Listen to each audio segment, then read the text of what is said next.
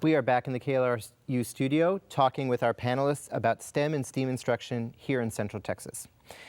Melanie, this day is American Graduate Day. It is about thinking about children at risk of not finishing school and re-engaging kids who may have already dropped out of school.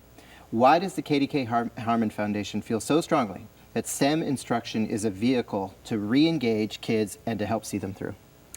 Well, first of all, let me just make a point about STEM and STEAM kind of being labels that I think we will ultimately grow beyond. And STEM is a buzzy word that took off.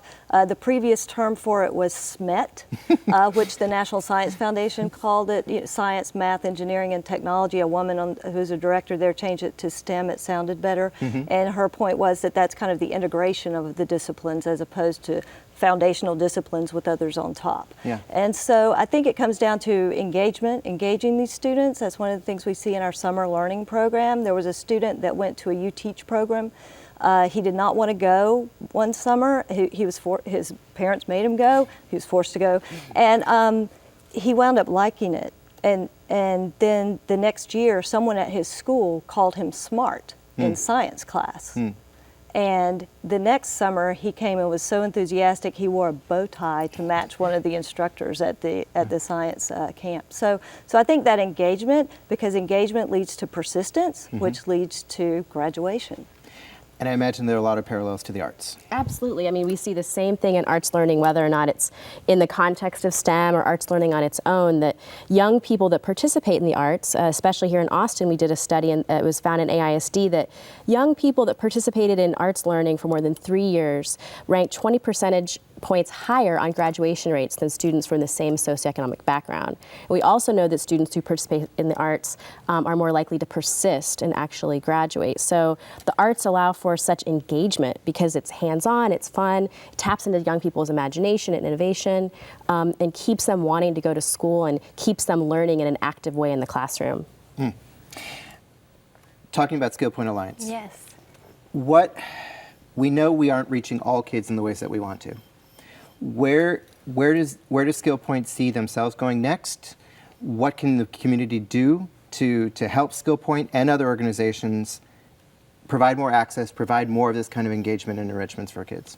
So one of the things that has to change is the conversation around STEM. I feel like a lot of kids have a rigid interpretation of what that actually means. And the fun thing about STEM is that it's all around us. It's the chair that we're sitting in, it's your eyeglasses, it's the toothbrush.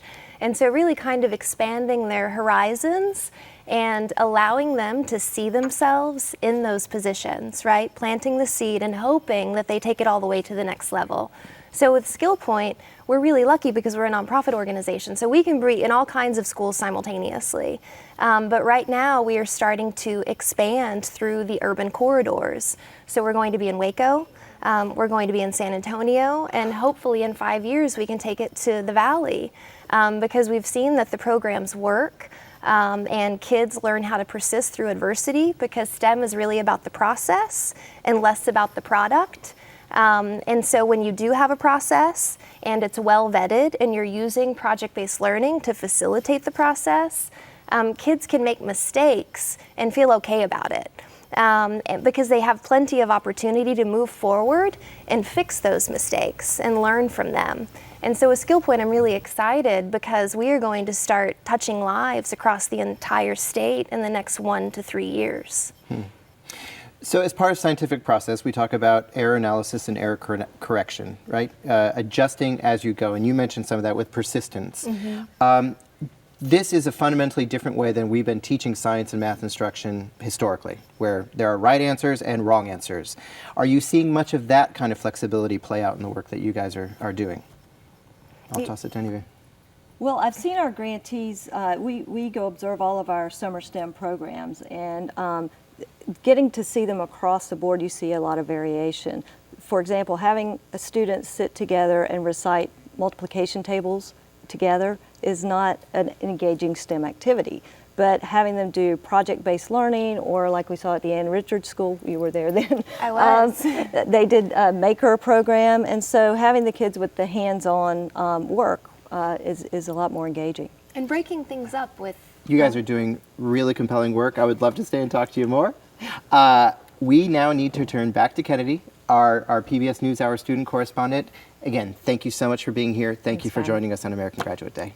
Back to you, Kennedy. Thanks, Ben. Our next story comes from Manor High School's College and Career Readiness Coordinator, Rosalind Caldwell. She spoke to recent graduate Akari Glass about his mentor, Mrs. Jaretta Jimerson Davenport, who works for Manor ISD's Student Support Services. Let's take a listen. Mrs. Jaretta she's like almost like a second mom to me. And I thank Mr. Jaretta for being a part of my life because she helped me through a lot of things. She's always been there, and she's very encouraging.